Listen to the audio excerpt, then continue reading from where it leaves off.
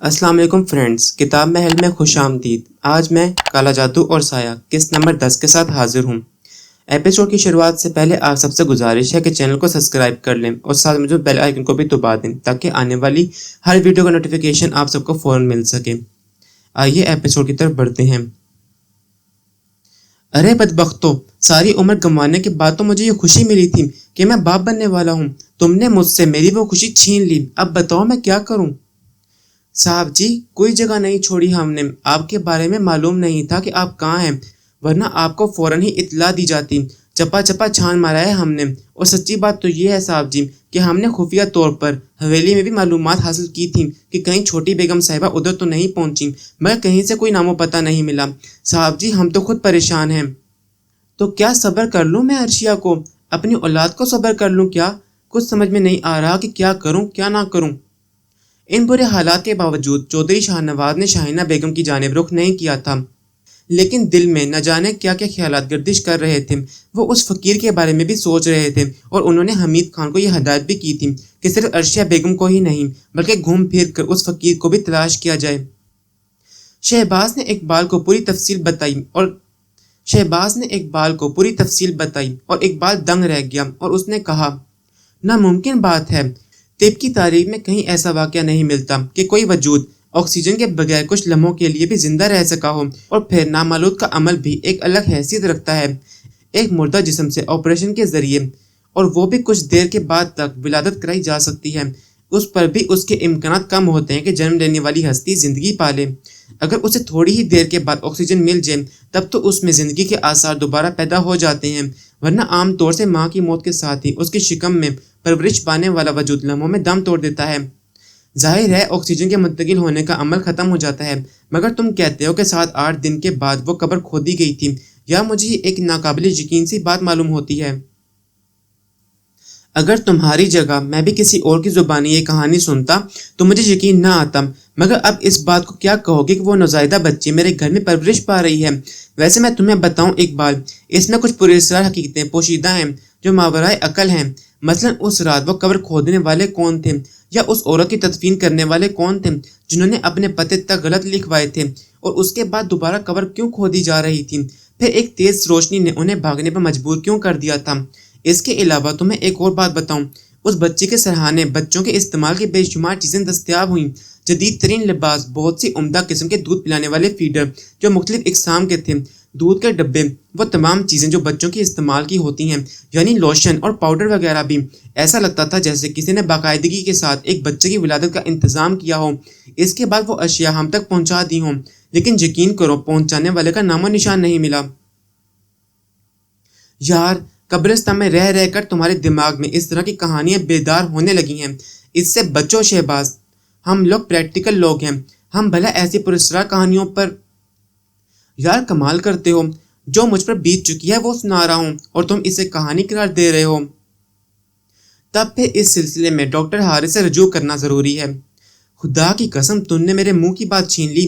میں تم سے یہی کہنے والا تھا کہ ڈاکٹر حارث سے اس موضوع پر بات کرتے ہیں۔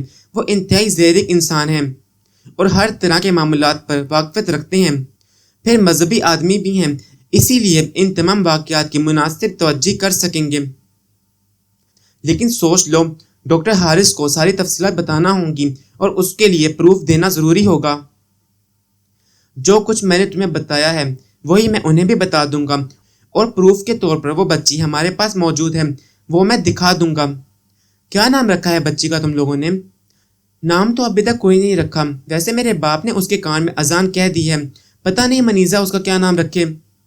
ٹھیک ہے، جیسا تم مناسب سمجھو، اقبال نے کہا، اور اس کے بعد وہ ڈاکٹر حارث کی جانب چل پڑے، جو ان کے پروفیسر اور ایک دیندار انسان تھے۔ اسی ہسپتال میں بہت بڑے عہدے پر فائز تھے جس میں یہ دونوں ہاؤس جاب کر رہے تھے۔ ڈاکٹر حارث ان لوگوں سے تفصیل سننے کے بعد دنگ رہ گئے تھے۔ انہوں نے ابھی تک اس سلسلے میں اپنی کسی رائے کا اظہار نہیں کیا تھا۔ یہ عجیب و غریب کہانی سن کر ان کے چہرے پر تذبذب کے آثار تھے، اور وہ یہ اندازہ لگانے کی کوشش کر رہے تھے کہ کہیں ان سے غلط بیانی تو نہیں کی جا رہی۔ پھر انہوں نے آنکھیں کھول کر بے اعتبار سے نگاہوں سے ان دونوں کو دیکھا اور بولے، دیکھو بچوں، تم خود بھی سمجھدار ہو، ماں اور بچے کے درمیان ویسے تو بہت سے رشتے ہوتے ہیں، لیکن قدرتی طور پر ایک عمل ان کے درمیان رہتا ہے، خاص طور سے ولادت سے پہلے اور اس دوران کسی حادثے یا کسی بنیاد پر خدا نخواستہ ماں کا انتقال ہو جائے تو بچہ چند لمحوں سے زیادہ زندہ نہیں رہ سکتا۔ انہی لمحوں میں اگر آپریشن کر لیا جائے تو اس کی زندگی کے امکانات ہو جاتے ہیں۔ اگر تھوڑا سا وقت بھی گزر جائے تو ایسا نہیں ہوتا۔ تم لوگوں نے کہانی میں رنگ آمیزی کی ہے، یعنی اس کو پراسراریت کا رنگ دے دیا ہے۔ میں اس بارے میں کچھ بھی نہیں جانتا اور نہ کچھ کہنا چاہتا ہوں، کیونکہ بے شمار ایسے مافوق الفطرت اور مافوق العقل واقعات اس کائنات میں رونما ہوتے رہتے ہیں جن کی انسانی ذہن تشریح نہیں کر پاتے، لیکن بہرحال قدرت کے عمل سے کس کو انکار ہے؟ ہو سکتا ہے اس نے کوئی طلسماتی عمل کار فرما ہو، لیکن طبی طور پر یہ واقعہ انتہائی عجیب و غریب نوعیت کا ہے۔ اور سب سے بڑی بات یہ ہے کہ شہباز کہتے ہیں کہ وہ بچی ان کے گھر میں محفوظ ہے۔ بے شک وہ میرے لیے انتہائی دلچسپی کا باعث ہے، لیکن پہلے میں یہ چاہتا ہوں کہ کسی بھی طرح وہ قبر کھول کر میں اس انسانی جسم کا تجزیہ کروں جس کے ساتھ یہ واردات ہوئی ہے۔ میرے لیے یہ ایک انتہائی انوکھی تحقیق ہوگی۔ شہباز، تم اور اقبال دونوں میرے ساتھ اپنے گھر چلو گے۔ جو واقعات تم نے مجھے سنائے ہیں ان کی روشنی میں یہ اندازہ مجھے ہو چکا ہے کہ وہ لاوارث لاش ہے۔ بے شک تم لوگوں کے کہنے کے مطابق کچھ لوگوں نے رات کی تاریکی میں وہ قبر کھولنے کی کوشش کی اور کسی کی مدافعت پر وہ ناکام ہو کر بھاگ گئے، لیکن میں یہ چاہتا ہوں کہ تمہارے والد کے تعاون سے مجھے کچھ دنوں کے لیے وہ انسانی جسم مل جائے۔ ویسے بھی تم جانتے ہو کہ ہم اپنے تجربات کے لیے اجسام حاصل کرتے رہتے ہیں۔ خیر، ہمارے ہسپتال میں اس کا طریقہ کار مختلف ہے، لیکن بعض پرائیویٹ ادارے جرائم پیشہ افراد کو رقومات ادا کر کے قبر سے ایسے جسم چوری کرواتے ہیں اور وہ چوری کر کے اس طرح کے اجسام لے آتے ہیں۔ میں نے اس پہلو پر بھی غور کیا ہے کہ اس قبر کو کھودنے کی وجہ کچھ ایسی ہی تو نہیں ہے، لیکن بظاہر ایسا نہیں لگتا۔ یہ تجربہ میری زندگی کا انوکھا ترین تجربہ ہوگا۔ تم لوگ براہ کرم میری مدد کرو۔ کیوں شہباز، کیا تم اپنے والد کو اس کے لیے تیار کر سکتے ہو؟ میرے والد بہت اصول پرست انسان ہیں، قبرستان میں دفن وجود انہیں بہت عزیز ہیں، پھر بھی میں کوشش کر سکتا ہوں۔ تمہیں یہ کوشش ضرور کرنا ہوگی۔ تم نے میرے اندر آتشی شوق بھڑکا دی ہے۔ میں اس لاش پہ تجربہ کیے بغیر نہیں رہ سکتا۔ ڈاکٹر حارث نے خصوصی طور پر انتظامات کیے۔ اقبال اور شہباز کو لے کر وہ شہباز کے شہر پہنچ گئے۔ منصوبے کے مطابق انہوں نے بڑی ایمبولینس قبرستان کے کچھ فاصلے پر کھڑی کی تھی۔ پھر شہباز قبرستان میں داخل ہو گیا۔ گلاب خان گھر کے باہر ہی تھا۔ شہباز کو دیکھ کر حیران رہ گیا اور جلدی سے اس کے قریب پہنچ گیا۔ خیر تو ہے شہباز، تو ٹھیک ہے نا؟ بالکل ٹھیک ہوں ابا، آ اندر آ۔ ابا، ایک ضروری کام سے آیا ہوں، تمہیں میری مدد کرنا ہوگی۔ بول بیٹا، میں تو سمجھ گیا تھا کہ کچھ نہ کچھ ہے جس کی وجہ سے تو اتنی جلدی واپس آیا ہے۔ ہاں ابا، میرے ساتھ پروفیسر حارث اور اقبال بھی آئے ہیں، ہمیں فوراً واپس بھی جانا ہے۔ تو انہیں بلا لے۔ کیا تو نے انہیں اپنی اصلیت نہیں بتائی؟ انہیں اپنے گھر لاتے ہوئے شرمندہ ہوتا ہے؟ بالکل نہیں ابا، مجھے اپنی اصلیت پر فخر ہے، میں ایک محنت کش کا بیٹا ہوں۔ پھر کیا بات ہے؟ ہمیں ڈر ہے ابا، زیادہ دیر نہ ہو جائے، ایک ایک لمحہ قیمتی ہے۔ شہباز نے پہلے سے سوچے ہوئے منصوبے کے تحت کہا۔ وہ اپنے سادہ لوح باپ کی عادت کو جانتا تھا، اگر کوئی ایسی جذباتی بات کر کے انہیں آمادہ کر لیا گیا تو ٹھیک ہے، ورنہ وہ کسی بھی قیمت پر قبر کشائی نہیں کرنے دیں گے۔ باپ سوالی نگاہوں سے شہباز کو دیکھ رہا تھا۔ تب شہباز نے کہا، ابا وہی بچی تو ٹھیک ہے نا؟ ہاں، منیزا نے اس کا نام بھی رکھ لیا ہے، گلاب خان نے مسرور لہجے میں کہا۔ شہباز نے کہا، کیا نام رکھا ہے اس کا؟ منیزا نے اس کا نام شینا رکھا ہے۔ اچھا نام ہے۔ تو ابا میں یہ کہہ رہا تھا کہ میں شہر واپس جا کر اپنے پروفیسر حارث سے ملا اور انہیں تفصیل بتائی۔ ان سے پوچھا کہ 7-8 دن سے قبر میں دفن کسی خاتون کے ہاں اس طرح ولادت کیسے ہو سکتی ہے؟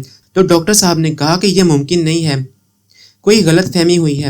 ابا، ڈاکٹر صاحب کا یہ کہنا ہے کہ ہو سکتا ہے کہ عورت کو سکتہ ہو گیا ہو، کبھی کبھی اس طرح سکتہ ہو جاتا ہے، انسان زندہ ہوتا ہے مگر کوما میں چلا جاتا ہے اور بظاہر ایسا ہی لگتا ہے جیسے وہ مر چکا ہو۔ ایسے کسی انسان کا علاج کر کے اس کی سانسیں بحال کی جا سکتی ہیں۔ ڈاکٹر صاحب کا کہنا ہے کہ اگر وہ مر گئی ہوتی تو اس کے ہاں اولاد نہ پیدا ہوتی۔ ڈاکٹر صاحب نے کہا ہے کہ اس سے پہلے کہ اس کا سکتہ ٹوٹ جائے اور وہ زندگی سے ہاتھ دھو بیٹھے، اس کی لاش کو قبر سے نکال لینا چاہیے، وہ اسے طبی امداد دے کر اس کی زندگی بحال کر سکتے ہیں۔ بڑا بھرپور وار تھا گلاب خان پر، بھلا کسی زندہ وجود کو قبر میں رہنے کی کیا گنجائش تھی؟ وہ بدحواسی سے بولا، ارے تو بیٹا جلدی کر، میں گدال پھاوڑا لے کر آتا ہوں، وہ ان دونوں کو بھی بلا لے۔ نہیں ابا، رہنے دو، پہلے ہم اپنا کام کر لیتے ہیں، اس کے بعد میں انہیں موبائل پر فون کر کے بلا لوں گا اور ہم لاش لے جائیں گے۔ چل بیٹا چل، جلدی چل، تو قبر کے پاس چل اور یہ کوٹ اور پینٹ اتار لے، اس میں بندہ محنت کا کام نہیں کر سکتا۔ ٹھیک ہے ابا، آپ گدال پھاوڑا لے آؤ، اماں اور منیزہ کو میری آمد کے بارے میں نہ بتانا، ورنہ وہ ہمارے کام میں رکاوٹ ڈالیں گی۔ آپ سمجھ رہے ہو نا؟ اب جب یہ بات معلوم ہو گئی ہے تو یہ کام بہت جلد ہو جانا چاہیے۔ ایک لمحہ ہماری غفلت کہیں ہمارے لیے نقصان دہ نہ بن جائے۔ سادالو گلاب خان دوڑتا ہوا اندر چلا گیا اور کسی کو بتائے بغیر اپنے اوزار اٹھا لایا۔ ادھر شہباز خان نے کوٹ اتار کر ایک طرف ڈالا اور پھر دوبارہ اس قبر کو کھولنے کے لیے تیار ہو گیا۔ گلاب خان نے اپنے منہ پر کپڑا باندھ لیا تھا اور شہباز نے چہرے پر ماسک لگا لیا تھا۔ دونوں ہوشیاری سے اپنے کام کرنے لگے، لیکن جب قبر کی سیلیں ہٹیں تو یہ دیکھ کر دنگ رہ گئے کہ قبر میں ذرا برابر بدبو نہیں تھی۔ کفن بالکل صاف شفاف تھا، بس یہ لگتا تھا جیسے کوئی کفن اوڑھے سو رہا ہے۔ بڑی ہمت اور محنت کے ساتھ شہباز نے باپ کے ساتھ مل کر وہ لاش نکالی اور اسے احترام کے ساتھ قبر کے ساتھ رکھ دیا۔ شہباز کی نگاہ اس دیوار پر پڑی جہاں سے اس رات وہ لوگ کود کر بھاگے تھے۔ یہ جگہ بہت بہتر تھی۔ شہباز نے موبائل فون نکالا اور اقبال اور پروفیسر حارث کو اس دیوار کے پاس آنے کا اشارہ کیا۔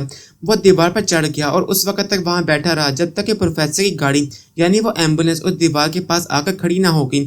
اقبال بھی کود کر آ گیا اور دونوں لاش کے پاس پہنچ گئے۔ اقبال نے گلاب خان کو بڑے ادب سے سلام کیا۔ ارے بیٹا جیتے رہو، تم لوگ جلدی سے اپنا کام کرو، میرا تو دل دہل کر رہ گیا ہے۔ سنو، مجھے جلدی سے بتانا اس بارے میں۔ تم فکر ہی مت کرو ابا، میں بہت جلد تمہیں ساری صورتحال بتاؤں گا۔ اور ہاں ایک بات سنو، اس قبر کو برابر کر دینا، ایسے ہی کر دینا جیسے یہ تھی، اسے کھلی مت چھوڑنا۔ نہ بیٹا نہ، یہ تو امانت ہے، جب تک تم لوگ مجھے یہ اطلاع نہیں دو گے کہ وہ بیچاری زندہ ہے یا مر گئی، میں یہ قبر کسی اور کو نہیں دوں گا۔ سلے رکھ کر اسے برابر کیے دیتا ہوں تاکہ جس کی امانت ہے اس کے لیے محفوظ رہے۔ اور ابا، اماں اور منیزہ کو اس بارے میں مت بتانا۔ نہیں بتاؤں گا، بگڑیں گی دونوں کی دونوں۔ لاش کو پوری حفاظت کے ساتھ ایمبولینس میں منتقل کیا گیا۔ ڈاکٹر حارث نے خود اس سلسلے میں بھرپور مدد کی تھی اور پھر وہ لوگ برق رفتاری سے اسے لے کر چل پڑے۔ ڈاکٹر حارث نے مسکراتے ہوئے کہا، تمہارے ابا نے اس سلسلے میں کوئی مداخلت نہیں کی؟ جناب اعلیٰ، میں نے انہیں ایک فرضی کہانی سنا دی تھی۔ کیا؟ میں نے انہیں بتایا تھا کہ ایک چیز ہوتی ہے سکتہ، کسی حادثے کی بنا پر انسان سکتے میں آ جاتا ہے۔ میں نے ان سے کہا کہ یہ عورت سکتے میں بھی ہو سکتی ہے۔ میرے پروفیسر یہی جائزہ لینے کے لیے اسے لے جانا چاہتے ہیں تاکہ اگر وہ سکتے کے عالم میں ہے تو اسے بحال کیا جا سکے۔ ڈاکٹر حارث کا چہرہ سرخ ہو گیا۔ انہوں نے شہباز کو دیکھتے ہوئے کہا، تم یہ کہتے ہو کہ تم نے یہ بات مذاق میں کہہ دی تھی؟ میرا مطلب ہے یوں ہی فرضی کہانی سنا دی؟ جی ڈاکٹر صاحب۔ شہباز، تمہارے یہ الفاظ 1000% درست ہو سکتے ہیں، اس میں کوئی شک نہیں ہے کہ اگر ایسی کوئی ماں سکتے کے عالم میں چلی جائے تو اس کا جسمانی عمل جاری رہتا ہے، بظاہر وہ مردہ ہی محسوس ہوتی ہے۔ بہت سے ایسے واقعات ہو چکے ہیں کہ کسی کو سکتہ ہوا اور لوگوں نے اسے مردہ سمجھ کر دفن کر دیا تھا۔ بس اتنا سا فرق ہے کہ قبر میں داخل ہونے کے بعد آکسیجن نہ ملنے سے اس میں زندگی باقی نہیں رہتی۔ کچھ واقعات ایسے بھی ہوئے ہیں کہ انسان زندہ قبر سے برآمد ہو گیا ہے، لیکن وہ مفروضہ کہانیوں کی شکل میں سامنے آئے ہیں، مگر کوئی ٹھوس ثبوت کبھی نہیں مل سکا۔ پھر بھی یہ ایک تجربہ ہے جو ہم ضرور کریں گے۔ ڈرائیور رفتار تیز کرو۔ ڈاکٹر حارث بہت زیادہ بے چین نظر آ رہے تھے۔ انہوں نے بار بار ڈرائیور کو ایمبولینس کی رفتار تیز کرنے کی ہدایت کی اور اس کے بعد وہ ہسپتال پہنچ گئے۔ کسی کو کچھ بتائے بغیر لاش کو اس بڑی تجربہ گاہ میں منتقل کر دیا گیا جہاں لاتعداد حیران کن تجربات ہوا کرتے تھے۔ انہوں نے ان دونوں کو اپنے ساتھ مصروف کیا اور صرف 2 نرسیں طلب کر لی تھیں جن کے سپرد دوسری ذمہ داریاں کی گئی تھیں، اور اس کے بعد وہ مصروف ہو گئے۔ ڈاکٹر حارث چونکہ ہسپتال کے بہت بڑے سرجن تھے، اس لیے ان کے معاملات میں کسی نے کوئی مداخلت نہیں کی۔ وہ مختلف طریقوں سے اس انسانی جسم پر عمل کرنے لگے۔ وہ عورت بے پناہ خوبصورت تھی، اس کی عمر بھی زیادہ نہیں تھی، اور سب سے بڑی بات یہ کہ اس کے جسم میں ابھی تک سرخی موجود تھی اور وہ سفیدی اور نیلاہٹ پیدا نہیں ہوئی تھی جو بے جان جسم میں پیدا ہو جاتی ہے۔ ڈاکٹر اسے انجیکشن پر انجیکشن دیتے رہے۔ اس کے علاوہ انہوں نے اور بھی کچھ عمل کیا اور پھر اس کے چہرے پر آکسیجن لگا دی۔ اس کے بعد وہ گھڑی میں وقت دیکھ کر انتظار کرنے لگے۔ اقبال اور شہباز کی آنکھیں پھٹی ہوئی تھیں۔ وہ جو کچھ دیکھ رہے تھے وہ ان کی زندگی کا انوکھا ترین تجربہ تھا، اور اس وقت اقبال کے حلق سے ایک عجیب سی آواز نکل گئی جب اس نے اس انسانی جسم میں سانسوں کی جنبش دیکھی۔ آہستہ آہستہ اس کے سینے میں تحریک پیدا ہوتی جا رہی تھی۔